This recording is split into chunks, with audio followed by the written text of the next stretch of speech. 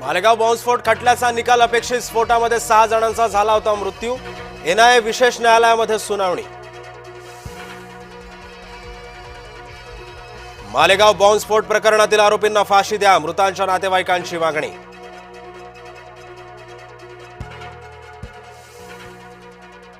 मुख्यमंत्री फडणवीसांनी घेतली राज्यपालांची भेट, मुख्यमंत्री राज्यपालांमध्ये विविध विषयांवर चर्चा। उपमुख्यमंत्री एकनाथ शिंदे दिल्ली दौऱ्यावर, अमित शहांची भेट घेणार असल्याची माहिती।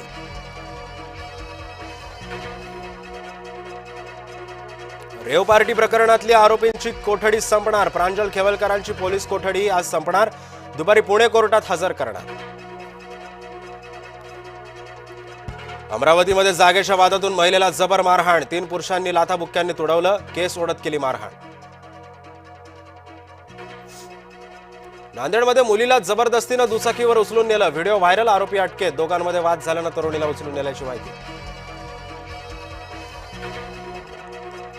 बोगस शिक्षक भरती घोटाळ्या प्रकरणी कारवाई, एसआयटी कडून 2 मुख्य आरोपींना अटक, 3रा फरार।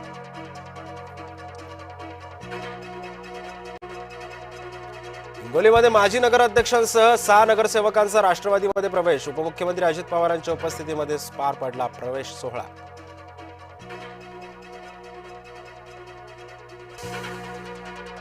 भिवंडीमध्ये कफ सिरपच्या 1600 बाटल्या जप्त, गुन्हे शाखेकडून 2 आरोपींना अटक, कफ सिरपचा नशेसाठी वापर।